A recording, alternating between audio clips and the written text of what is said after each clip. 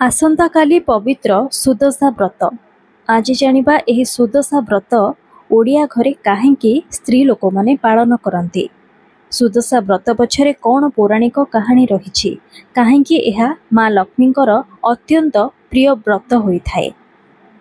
तिथि अनुसार शुक्ल पक्ष दशमी गुरुवार पड़िले ताहा सुदशा व्रत रूपे पालन करा जाए। एथिरे माँ लक्ष्मी को स्वतंत्र रूपे पूजा करा जाए।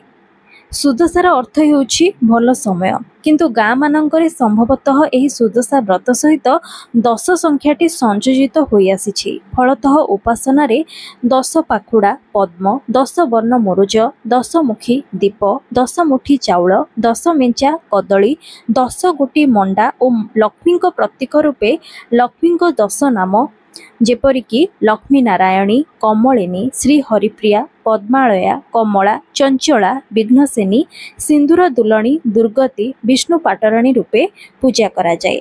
सुमरित दशक्षीय धला सूतार एक व्रत पूजा करा जिबार विधि अछि। सेही व्रत को परवर्ती सुदशा व्रत पर्यंत बाहुरी धारण करा जाय थाए। ए पर्व हेउछि ओडिसार विशेषत्व। एहाकू केवल ओडिया महिला माने ही पालन करिथांती। भारतर अन्य राज्य रे बा भारत बाहर यह देखा जाए नहीं। एही व्रत हेउछि माँ लक्ष्मींकर अत्यंत प्रिय व्रत। एबे जानिबा सुदशा व्रत को नहीं कौन पौराणिक कहानी अछि। जैनिका विधवा ब्राह्मणी नदीरू जल आनिबा समय रे एकदा निज व्रतटी को हजाई दैछंती। व्रत हराई विकल भावे क्रंदन करुथिबा बेले नल राजा तांकर दुख दूर करिबा पई सत्यबद्ध होई निज रानी ठारू व्रत आनी ब्राह्मणी को दैछंती। व्रतटी लक्ष्मी प्रतीक होइथिबारु व्रतदान कले लक्ष्मी छड़ा हेबार कथित थिबारु रानी अत्यंत कुंठार सह व्रतटी को दैछंती। व्रतदान परे तांकर सकल संपद सुख ऐश्वर्य अपहृत होई राजा और रानी लक्ष्मी छड़ा और श्रीहीन होई पड़िछंती।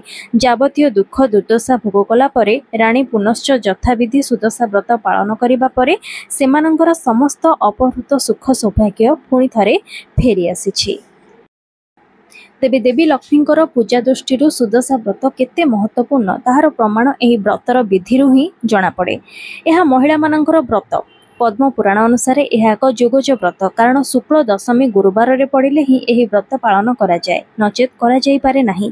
एथिरे देवी लक्ष्मी को पूजा करी महिला माने तांको नाम रे निजर डाहाण बाहुरे एही धळा व्रत को पालन करिथांती, जाहाकू डोरक मध्य कुहा जाए। एही व्रत रे 10टी गंठी पड़े।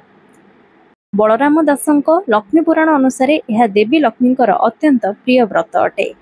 तेबे व्रतर विधि अनुसार 10 खिय धळा सूतारे व्रत सूत्र प्रस्तुत हुए। 10 हाथ मापर सूता को त्रिगुण बा 3 खिय करी एही व्रत प्रस्तुत करा जाए।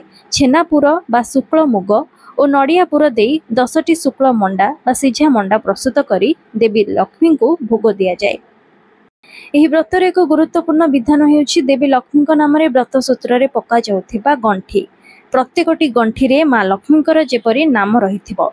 एथिरे लक्ष्मींकर 10टी नाम रे 10 गंठी पका जाए। विभिन्न व्रत कथारे एही नामर विभिन्नता देखा जाए, किंतु अमर कोशरे वर्णित लक्ष्मींकर विभिन्न नाम अनेक व्रत कथारे मिले। सुदशा व्रत कथारे एही 10टी गंठीर सुंदर वर्णना करा जायछि। ताहा हेउछि प्रथम गंठीर नाम लक्ष्मी नारायणी, द्वितीय गंठीर नाम हेला कमलिनी, तृतीय गंठीर नाम श्री हरिप्रिया, चतुर्थ गंठीर नाम अटे पद्मालया, पंचम गंठीर नाम अटई कमला, षष्ठ गंठीर नाम होइला चंचला, सप्तम गंठीर नाम अटे विघ्नसेनी, अष्टम गंठीर नाम सिंदूर दुलणी, नवम गंठीर नाम दुर्गति नासिनी, दशम गंठीर नाम विष्णु पाटराणी। एहीपरि भावे घरर प्रत्येकटी नारी मांको निमित्त व्रतटी को तैयारी करिथांती एवं निजर डाहाण हाथरे पिंधिथांती। मान्यता अछि जे एही समय रे माँ लक्ष्मी सुसज्जित बेश होई समस्तଙ୍କ घर को बुली थांती। तेणु मांकर पूजा आरंभ करिबा पूर्वरु समस्ते निज घरे झोटी चिता आदि आंकी थांती एवं मांकर स्वागत करिथांती। लक्ष्मी की अलंकार रे सुबेश होई सबुआडे बुलीछंती ताहार अति सुंदर वर्णना मध्य बलराम दास दैछंती। जेपरिकी नासिकारे नवरत्न बसणी खंजिले, चौसरी रत्नमाला कंठे लंबाइले, नीला संगे खंजिले माणिक्य दिव्य हीरा, मुकुता प्रबाल सोहे रत्न चौसरा, कटिरे खंजिले माए रत्न ओडियाणी, पयरे खंजिले माए नेपुर बाजाणी, श्रीकरे सुवर्ण बाही मुद्रिका सोहोई, ये विधि अनेके माए सुबेश हुई। एहीपरि भाବରେ सुबेश होई देवी कमलिनी रत्न हांदोଳରେ विजय करी नगर बुली थांती। तेबे सुदशा व्रत को नहीं माँ लक्ष्मींकर एही कथावस्तुटी आपको किभଳି लागिला मते कमेंट रे निहाती जणाइबे। भिडियोटी जदि आपको भल लागिछि तेबे एहाको लाइक करंतु एवं खूब मात्रा रे शेयर करंतु। देश दुनिया राज्य तथा जिला सह जड़ित एवं आम हिंदू पुराण सह जड़ित एभली अनेक इनफॉर्मेटिव वीडियो जदि आप देखा चाहती ताले आज ही मो चैनल को सब्सक्राइब करंतु।